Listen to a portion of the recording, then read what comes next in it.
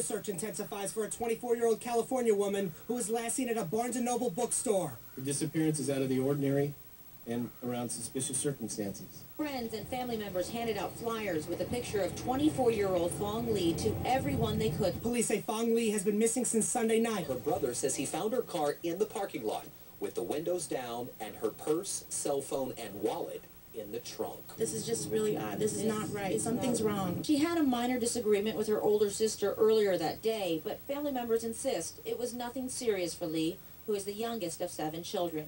Her brother says he didn't worry until several hours passed and she didn't come home. She's never been out overnight before. Phuong Lee says he called the Sassoon City Police Department, who responded to the Fairfield bookstore. They didn't immediately impound the car or take a missing persons report. They didn't even turn over the case to the Fairfield Police Department for nearly 48 hours. We feel that the system might have failed us in this case, or failed Phuong in this case, because just because of the time delay. We don't know what happened. We are taking your calls live. Back to Pat Brown, criminal profiler. Pat, I wouldn't classify the Barnes & Noble's Cafe gang as the group I would be terrified of.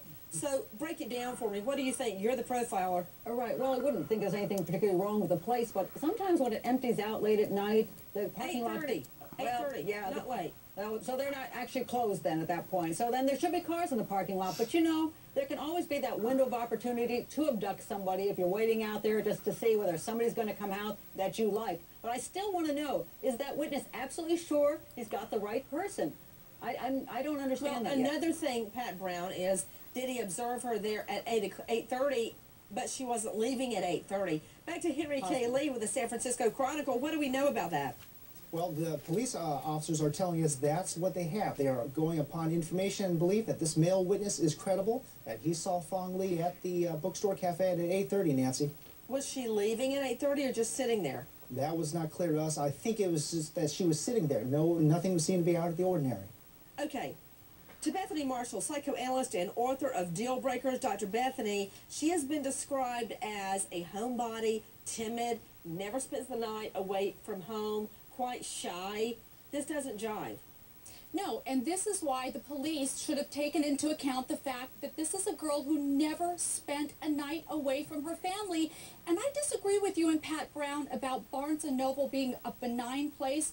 This is a happy hunting ground for a serial killer. What more do they have to do but order a cup of coffee, sit at a table, read a book, and look around and choose somebody who fits their type, wait till that person goes to the checkout stand, and offer to walk that person to their car. And what more unsuspecting victim than a beautiful young girl who's only 5'3" tall and weighs 105 pounds? I think she was very vulnerable. Correction.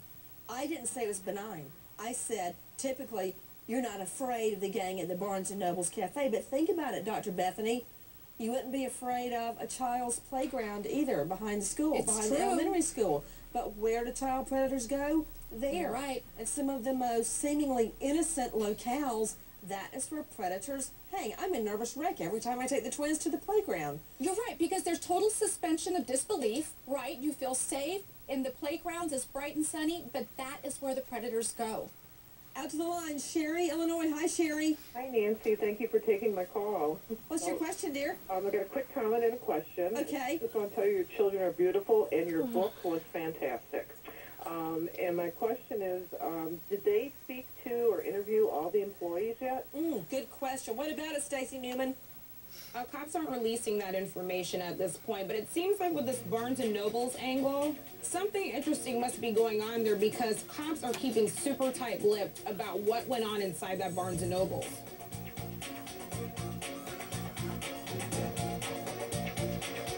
We need the community's support to help us and the Lee family find their daughter.